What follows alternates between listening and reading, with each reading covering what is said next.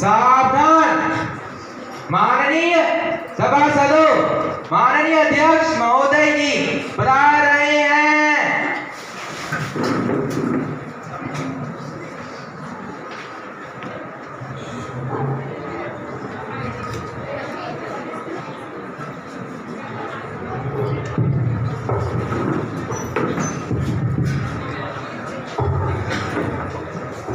Good morning, everyone. Good morning, ma'am. We are from ANS TSS Bhatheda Rajputna, and I am feeling honored while representing the house as a speaker, and I welcome you all. जैसा कि आप सभी जानते ही हैं कि हम सभी corona काल की एक लंबे अंतराल के बाद तकरीबन 2 साल के बाद यहाँ एकत्रित हुए हैं। इस अवसर पर मैं सत्ता पक्ष विपक्ष के सभी माननीय सांसदों से ऐसी आशा करती हूँ कि वे इस सांसद की कार्रवाई को बड़े ही सुचारू व शांतिपूर्ण तरीके से चलाने में अपना पूर्ण सहयोग देंगे। महासचिव जी, नवनिर्वाचित सांसदों को शपथ ग्रहण करवाई जाए।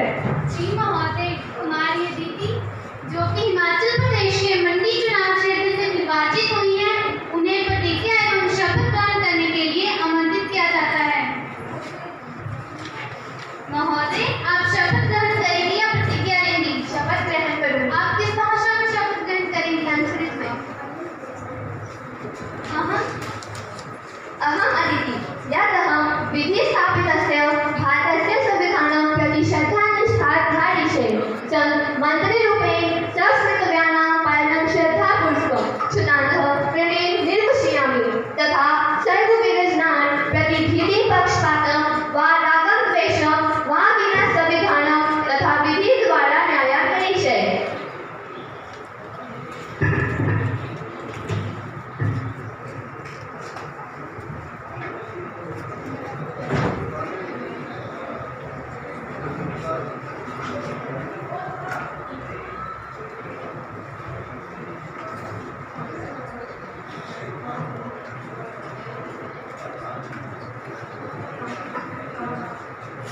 माननीय सदस्यगण, जैसा कि आप सभी को ज्ञात ही है कि श्री रमेश सिंह जी जो रोहतक निर्वाचन क्षेत्र से सदन के सदस्य थे के निधन के बारे में आपको जानकारी दूंगी।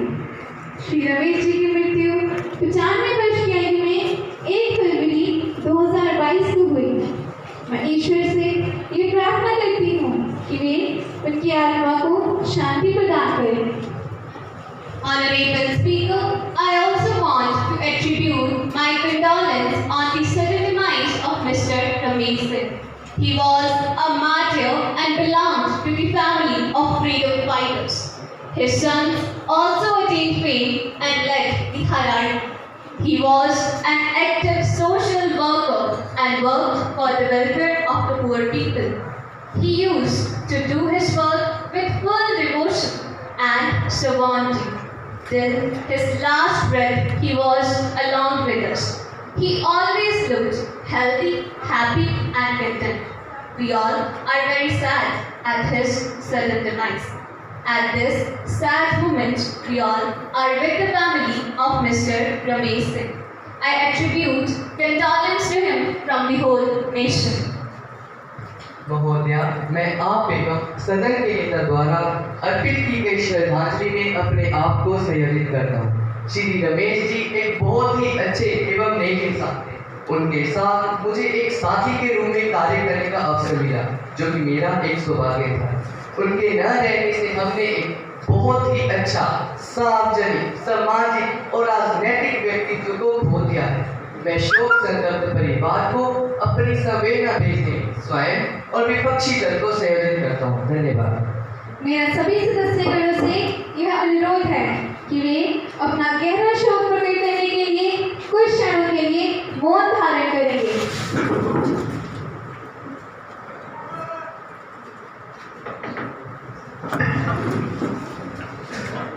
महासचिव जी, शोक संतप्त परिवार को संवेदना संदेश भेज दिया जाए। अध्यक्ष महोदय जी, भेज दिया जाएगा। अब प्रधानमंत्री जी नए मंत्रियों का परिचय करवाएंगे। Honorable Speaker, I have an immense pleasure to introduce to you and through you our new members in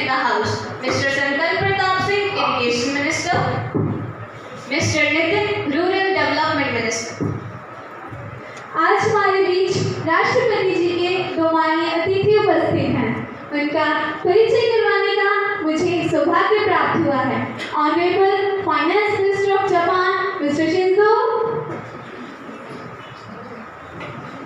honourable defence minister of America miss Lauren. अब प्रश्नकाल आरंभ होता है। महासचिव जी सभी सदस्यगणों को आज की प्रश्न सूची एवं एजेंडा माननीय सदस्यगणों को उपलब्ध करवाया जाए। अध्यक्ष महोदय जी, प्रश्नों की सूची एवं एजेंडा माननीय सांसदों को उपलब्ध करवा दिया गया है। प्रश्न संख्या 101 माननीय सेक्रेटरी जी। माननीय अध्यक्ष महोदय जी, मैं आपके माध्यम से माननीय women and child development minister ji से यह प्रश्न पूछना चाहती हूँ कि कोरोना महामारी की वजह से कई परिवार पूरी तरह से खत्म हो चुके हैं। हजारों ऐसे बच्चे हैं जिनके माता पिता कोरोना की चपेट में आकर अपना दम तोड़ चुके हैं।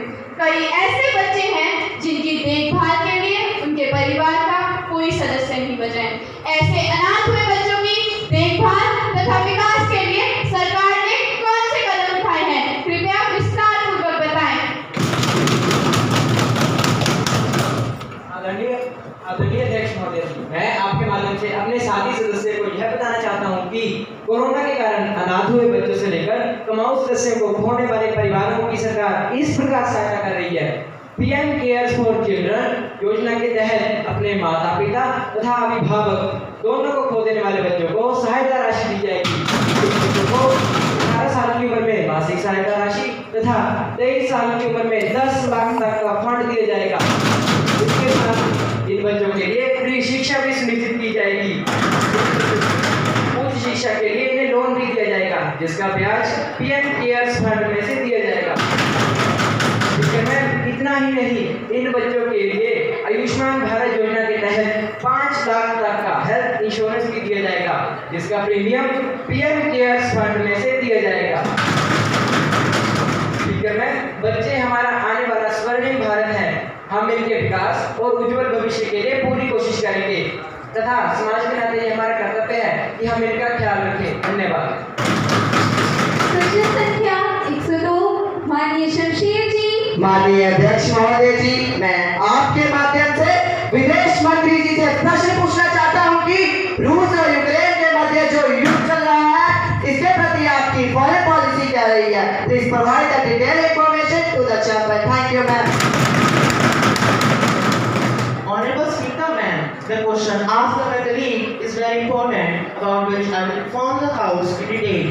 Ma'am, we have followed the same policy which has been our foreign policy since independence. When our country became independent, then the whole world was divided into 2 groups.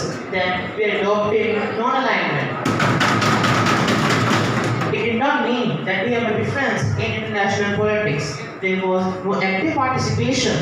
We kept synergy with both factions by playing an active role in international politics.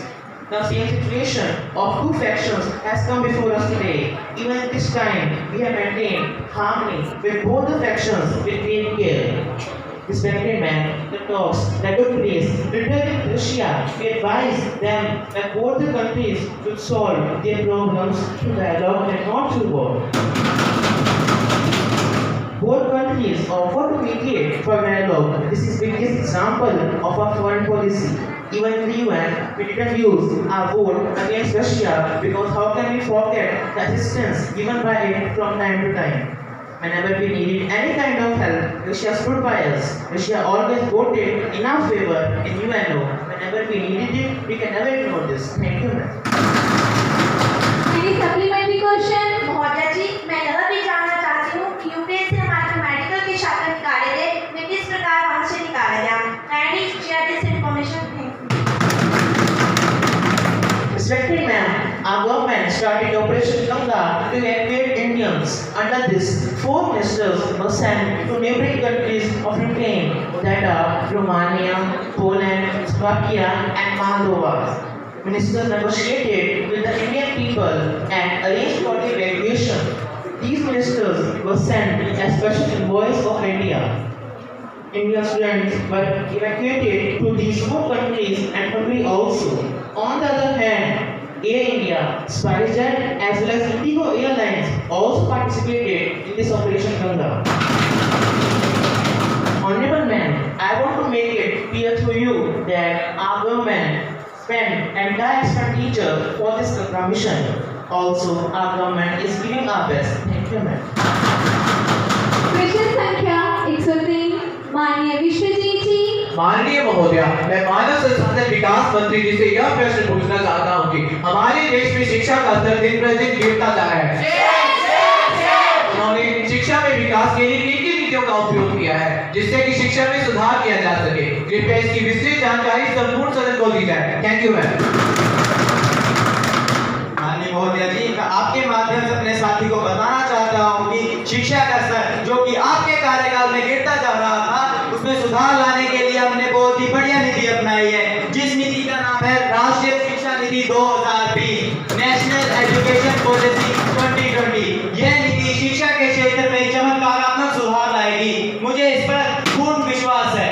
माननीय महोदया जी, मैं आपको ये बताना चाहता हूँ कि मानव संसाधन मंत्रालय के अंतर्गत शिक्षा को चलाया जाता था, लेकिन नई नीति लागू होने के साथ ही इसका नाम बदलकर शिक्षा मंत्रालय कर दिया गया है। नई नीति लागू होने के साथ ही हमारी सरकार ने कई महत्वपूर्ण लक्ष्य भी निर्धारित किए हैं, जिसके अंतर्गत 2030 तक सकल नामांकन अनुपात ग्रोस एनरोलमेंट रेशो को 100% तक लाना शामिल है। केंद्र और राज्य सरकार मिलकर जीडीपी का 6% में भी लागू करेगी।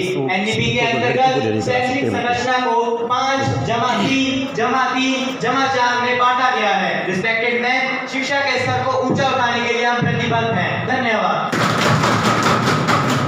प्रश्न संख्या 104 माननीय कुदरत जी।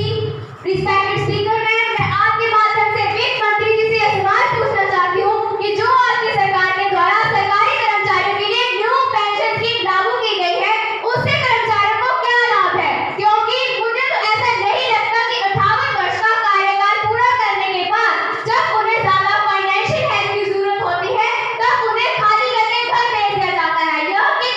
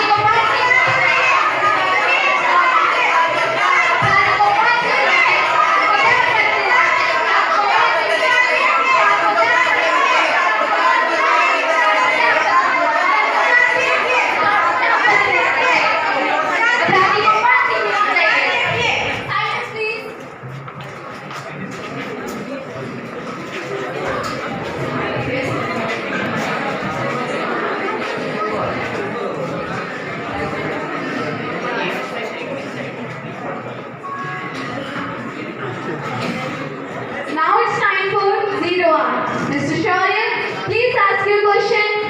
माननीय अध्यक्ष महोदय मैं आपके माध्यम से अपनी सरकार के काबिल दोस्त से पर्यावरण के बारे में एक सवाल पूछना चाहूँगा, जिसका आगाज मैं एक शेर से करना चाहूँगा कि छेड़कर जैसे ही गुजर